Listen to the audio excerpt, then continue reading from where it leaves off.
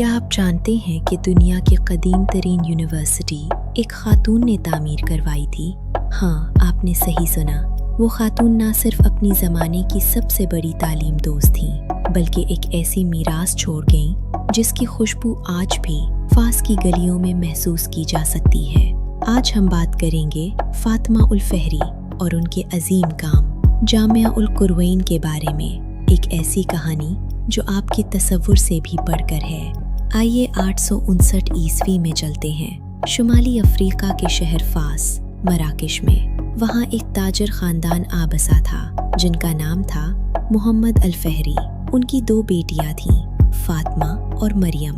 یہ وہ وقت تھا جب دنیا کی تعلیم کی روشنی محدود تھی اور اکثر لوگ علم کو محض مردوں کے لیے مختص سمجھتے تھے، مگر فاطمہ اور مریم کی کہانی بالکل مختلف تھی۔ یہ خاندان تیونس کے شہر کیروان سے فاس آیا اور یہاں کی زندگی نے ان کے ذہن و دل کو علم کی محبت سے بھر دیا۔ والد کی دولت اور زمین و جائیداد فاطمہ کے لیے محض وسائل تھے، مگر اس نے انہیں ایک عظیم مقصد میں لگا دیا۔ فاطمہ الفہری نے اپنی تمام وراثت سے نہ صرف ایک مسجد تعمیر کروائی، بلکہ اس میں تعلیم و تدریس کا ایک مکمل نظام قائم کیا۔ اس مسجد کا نام تھا جامعہ القروین، اور یہ صرف ایک عمارت نہیں تھی، یہ ایک روشن دماغوں کی منزل تھی، ایک ایسا مقام جہاں علم، فکر اور روحانیت کا امتزاج ہوتا تھا۔ تصور کریں، سفید ستون، منقش محرابیں، کھلے دالان، اور ہر زاویہ، ہر دیوار ایک کہانی سناتی ہے۔ الحمراء کی طرز پر تعمیر شدہ یہ جامعہ اس وقت کی فن تعمیر کی سب سے بڑی مثال تھی، مگر اس کی خوبصورتی سادگی میں چھپی تھی۔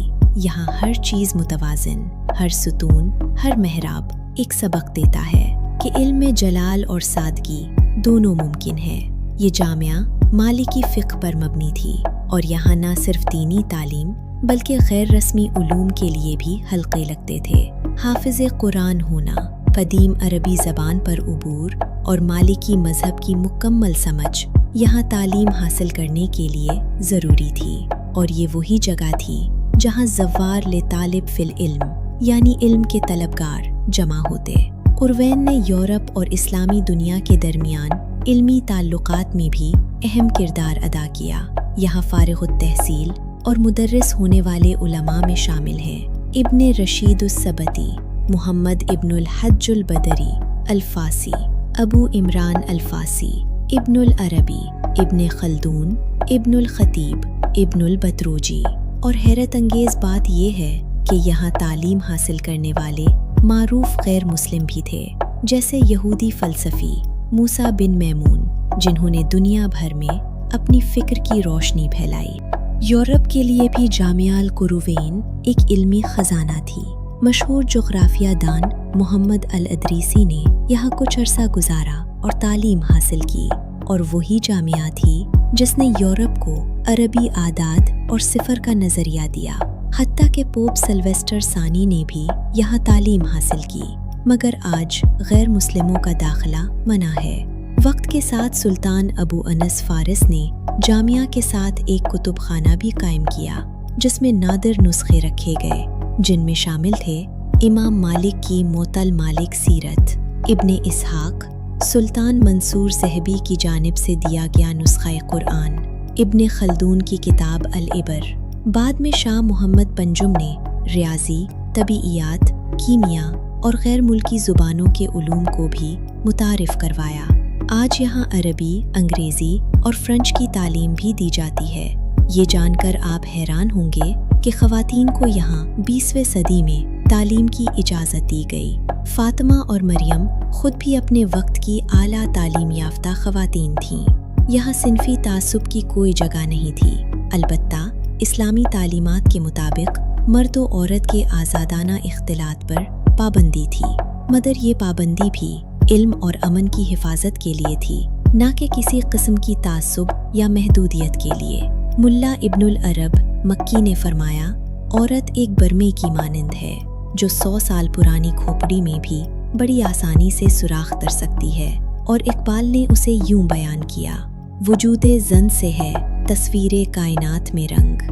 یہاں رنگ کی ضرورت ہر کسی کو ہوتی ہے، मगर उस रंग की कदर और तहफ़्फ़ुज़ उसके घर में सबसे अहम है। तसव्वुर करें, आप फास की पुरानी गलियों में चल रही हैं और सामने आती है वो अजीम इमारत, जामिया अल कुरवैन। सफ़ेद सुतून, बुलंद दालान, मेहराबों की नफीस कारीगरी और हर दीवार पर एक इल्म की खुशबू।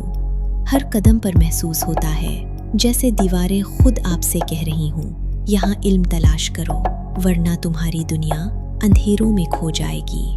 यहाँ सदियों से तलबा और उस्ताद जमा होते थे, न सिर्फ कुरान और फ़िक़्ह के लिए बल्कि फ़लसफ़ा, मंतिक़, रियाज़ियात, तबीयत, कीमिया, तारीख़ और फ़लकियात के लिए भी। और यही वो जगह थी जहाँ दुनिया के सबसे बड़े उलूम ने जन्म लिया। जामिया के कुतुब खाने में नादिर नुस्खों का ख़जाना मौजूद था। इमाम मालिक की मौतल मालिक, सीरत इब्ने इसहाक़, सुल्तान मंसूर ज़हबी की जानिब से दिए गए नुस्खे कुरान, इब्ने खल्दून की किताब अल इबर। ये नुस्खे न सिर्फ इल्मी अहमियत रखते थे बल्कि ये सदियों की हिफाजत और इल्म की कदर की गवाही भी देते थे। 20वीं सदी में ख़वातीन को भी जामिया में तालीम हासिल करने की इजाज़त दी गई। फ़ातिमा और मरियम ने खुद आला तालीम हासिल की थी और उन्होंने सिन्फ़ की बुनियाद पर किसी तासुब के बग़ैर इल्म की राहें खोली। यहाँ मर्द व ख़वातीन के दरमियान आज़ादाना इख्तिलात नहीं होता, मगर हर तालिबे इल्म को इल्म की तलाश का पूरा हक़ हासिल है। ये पाबंदी न सिर्फ मजहबी तालीमात का हिस्सा है बल्कि इल्म के माहौल में एहतराम और तहफ़्फ़ुज़ के लिए भी ज़रूरी थी। यूरोप में इसी वक्त वो लोग जो नए ख़यालात लाते उन्हें जादूगर या काफिर करार देकर सज़ा दी जाती थी, मगर फ़ातिमा अल फ़हरी ने एक महफूज इल्मी मकाम कायम किया जहाँ इल्म का चराग बग़ैर खौफ के जलता रहा और हर तालिबे इल्म को हकीकत की तलाश का हक़ हासिल था। जामिया अल कुरवैन ने न सिर्फ मराकिश बल्कि दुनिया भर के इल्मी सफ़र पर असर डाला। यहाँ सीखा गया इल्म, फ़लसफ़ा और तजर्बात बाद में यूरोपीय रिनाइसेंस और साइंसी तरक्की की बुनियाद बने। ये वो जगह है जहाँ माजी और हाल, मशरिक़ और मग़रिब, मज़हब और साइंस एक साथ जुड़ते हैं। आज जामिया अल कुरवैन ज़िंदा है। हज़ारों तलबा यहाँ रोज़ाना आते हैं, ना सिर्फ दीनी उलूम बल्कि रियाज़ियात, तबीयत, कीमिया, तारीख़, जुग़राफ़िया और ज़बानें भी सीखते हैं। क्लासेस, मुतालिया, लाइब्रेरी और बहस व मुबाहिसा सब कुछ वहीं मौजूद है।